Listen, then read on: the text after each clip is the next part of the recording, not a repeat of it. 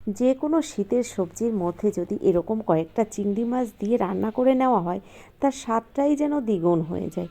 যেমন আজকের রান্নাটা একদম সিম্পল মশলা ছাড়াই কিন্তু আমি এই রান্নাটা করেছি, তবে এর স্বাদ কিন্তু অপূর্ব ছিল। কিভাবে করলাম তাহলে দেখুন।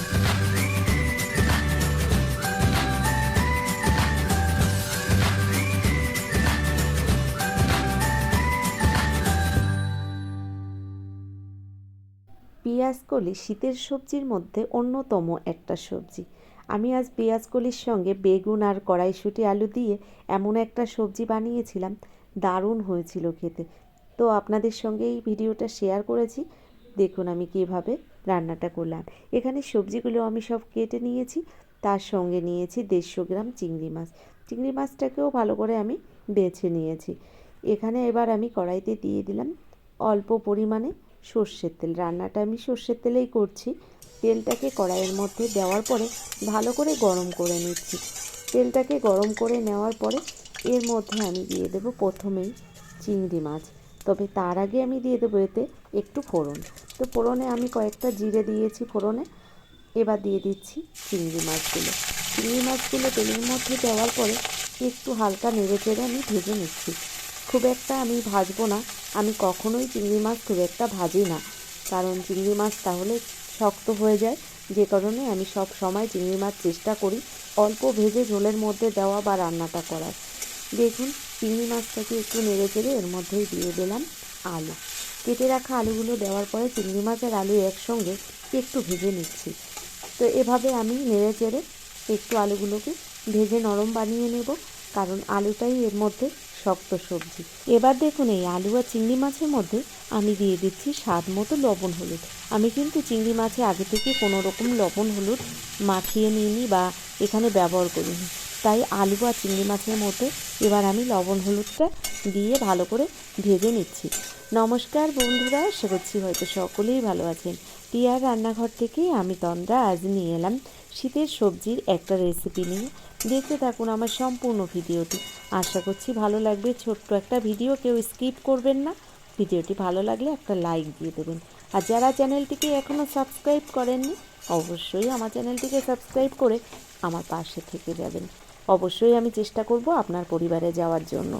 এখানে দেখুন আমি আলুগুলোকে একটু নরম করে ভেজে নিয়েছি, তার মধ্যে এবার বাকি সবজিগুলো অ্যাড করে দিলাম। প্রথমেই কড়াইশুঁটিটা দিয়ে দিয়েছি, আর এখানে দিয়ে দিলাম বেগুন আর দিয়ে দিয়েছি পেঁয়াজকলি। একসঙ্গে সবজিগুলোকে আমি মিশিয়ে নিচ্ছি। ভালো করে মিশিয়ে নেওয়ার পরে আমি ঢাকনা বন্ধ করে 5 মিনিটের জন্য ঢেকে দেবো, তাহলে সবজিগুলো সব সিদ্ধ হয়ে যাবে। দেখুন আমি এই সবজিগুলোকে একসঙ্গে ভালো করে এভাবে মিশিয়ে নিচ্ছি। তো বন্ধুরা দেখুন আমি এভাবে ভালো করে মিশিয়ে নেওয়ার পরে এবার ঢাকনাটা বন্ধ করে ঢেকে দেবো 5 মিনিটের জন্য। তো এখানে ঢাকনা বন্ধ করে আমি 5 মিনিট ঢেকে দিয়েছিলাম। 5 মিনিট বাদে আবার আমি ঢাকনাটা খুলে আবারও একবার নেড়েচেড়ে চেক করে নেব সবজিগুলো ঠিকঠাক সিদ্ধ হয়েছে কিনা। তো বন্ধুরা আজ আপনাদের সকলের উদ্দেশ্যে আমি একটা কথা বলবো, কেউ কথাটা খারাপভাবে নেবেন না, আমার নিজের মন থেকে কথাটা বলছি।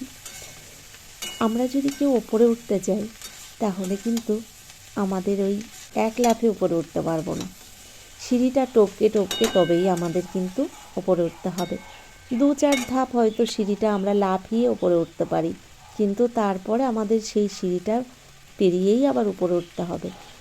তো আমরা একে অপরের পাশে যদি ঠিকঠাকভাবে না থাকি তাহলে কিন্তু কেউই এগিয়ে যেতে পারবো না। আজ কিছুদিন ধরে আমি আমার নিজের পরিস্থিতির কথাই আপনাদের বলছি। আমার ভিডিওতে একদম ভিউজ নেই, কেন জানি না। তো আমি যে বন্ধুদের প্রতিনিয়ত ভিডিও দেখছি, তাদের সাপোর্ট করছি, তারাও যদি ঠিকঠাক আমার পাশে থাকে তাহলে হয়তো আমার এরকম অবস্থা হয় না। তো জানি না আপনারা কে কতটা মন থেকে দেখেন, কে কতটা ভালোবাসেন। আর সত্যি কথা, ভিডিও যদি ভালো না লাগে কেন বা আপনারা দেখবেন বলুন? আমার ভিডিওগুলো হয়তো আপনাদের ভালো লাগছে না। যাই হোক, বেশি কথা বলে ফেললাম, কেউ খারাপভাবে নেবেন না। আমার মন থেকে এই কথাটা আজ বলতে ইচ্ছা হলো তাই বললাম। কথা বলতে বলতে এখানে রান্নাটা আমার হয়ে গেছে। আমি এখানে মাঝে একটু জিরের গুঁড়ো ব্যবহার করেছিলাম আর একটু চিনি দিয়েছিলাম, তারপরে ধনেপাতা কুচি দিয়ে একটু নামিয়ে নিয়েছি। তো এখানে আমার রান্নাটা হয়ে গেছে। কেমন লাগলো আজকের এই শীতের সবজি দিয়ে চিংড়ি মাছের রেসিপিটি অবশ্যই জানাবেন। যদি ভালো লাগে একটা লাইক দিয়ে দেবেন, পাশে থেকে যাবেন। ধন্যবাদ।